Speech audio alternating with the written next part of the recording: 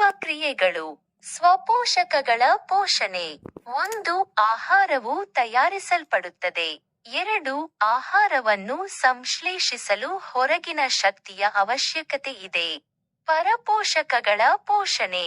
1. ಸಿದ್ಧ ಆಹಾರವನ್ನು ಹೊರಗಿನಿಂದ ಪಡೆಯಲಾಗುತ್ತದೆ. 2. ಹೊರಗಿನ ಶಕ್ತಿಯ ಅಗತ್ಯವಿಲ್ಲ.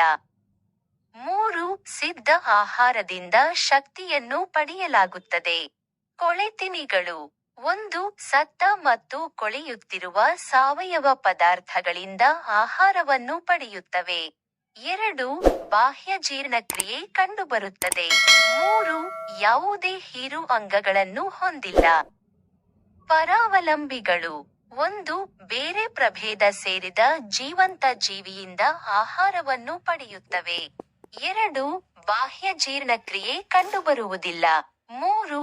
ಬಹುತೇಕ ಪರಾವಲಂಬಿಗಳು ಹೀರು ಅಂಗಗಳನ್ನು ಹೊಂದಿವೆ. ಅಪಧಮನಿ. 1. ಇದು ರಕ್ತವನ್ನು ಹೃದಯದಿಂದ ದೇಹದ ವಿವಿಧ ಅಂಗಗಳಿಗೆ ಸಾಗಿಸುತ್ತದೆ. 2. ಇದರಲ್ಲಿ ರಕ್ತವು ಅಧಿಕ ಒತ್ತಡದಿಂದ ಹರಿಯುತ್ತದೆ. ಇದು ಆಕ್ಸಿಜನ್ ಯುಕ್ತ ರಕ್ತವನ್ನು ಸಾಗಿಸುತ್ತದೆ. ಪುಪ್ಪಸಕ ಅಪಧಮನಿಯನ್ನು ಹೊರತುಪಡಿಸಿ. ಅಭಿಧಮನಿ. 1. ಇದು ರಕ್ತವನ್ನು ದೇಹದ ಅಂಗಗಳಿಂದ ಹೃದಯಕ್ಕೆ ಮರಳಿಸುತ್ತದೆ. 2. ಇದರಲ್ಲಿ ರಕ್ತವು ಕಡಿಮೆ ಒತ್ತಡದೊಂದಿಗೆ ಹರಿಯುತ್ತದೆ. ಇದು ಆಕ್ಸಿಜನ್ ರಹಿತ ರಕ್ತವನ್ನು ಸಾಗಿಸುತ್ತದೆ. ಪುಪ್ಪಸಕ ಅಭಿಧಮನಿಯನ್ನು ಹೊರತುಪಡಿಸಿ. ಆಮ್ಲಜನಕ ಸಹಿತ ಉಸಿರಾಟ ವಾಯುವಿಕ ಉಸಿರಾಟ. 1.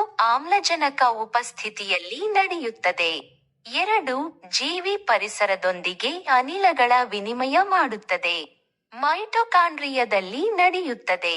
3. ಕಾರ್ಬನ್ ಡೈಆಕ್ಸೈಡ್ ಮತ್ತು ನೀರು ಉತ್ಪನ್ನಗಳ ಬಿಡುಗಡೆ. ಆಮ್ಲಜನಕರಹಿತ ಉಸಿರಾಟ ಅವಾಯುವಿಕ ಉಸಿರಾಟ. 1. ಆಮ್ಲಜನಕ ಅನುಪಸ್ಥಿತಿಯಲ್ಲಿ ನಡೆಯುತ್ತದೆ. 2. ಅನಿಲಗಳ ವಿನಿಮಯ ಕೋಶದ್ರವ್ಯದಲ್ಲಿ ನಡೆಯುತ್ತದೆ. 3. ಕಾರ್ಬನ್ ಡೈಆಕ್ಸೈಡ್ ಮತ್ತು ಆಲ್ಕೋಹಾಲ್ ಉತ್ಪನ್ನಗಳ ಬಿಡುಗಡೆ. ರಕ್ತ. 1. ಕೆಂಪು ರಕ್ತ ಕಣಗಳನ್ನು ಹೊಂದಿದ್ದು ಕೆಂಪು ಬಣ್ಣದಲ್ಲಿದೆ. 2. ರಕ್ತ ಕಣಗಳು ಜೀವಕೋಶಗಳಿಗೆ ಪೋಷಕಾಂಶಗಳನ್ನು ಸಾಗಿಸುತ್ತವೆ. ದುಗ್ಧರಸ. 1. ಕೆಂಪು ರಕ್ತ ಕಣಗಳನ್ನು ಹೊಂದಿಲ್ಲ, ಹೀಗಾಗಿ ಬಿಳಿಯ ಬಣ್ಣದಲ್ಲಿದೆ. 2. ಪ್ರತಿಕಾಯಗಳು ದೇಹದ ರಕ್ಷಣೆಯನ್ನು ಮಾಡುತ್ತವೆ. ಧನ್ಯವಾದಗಳು.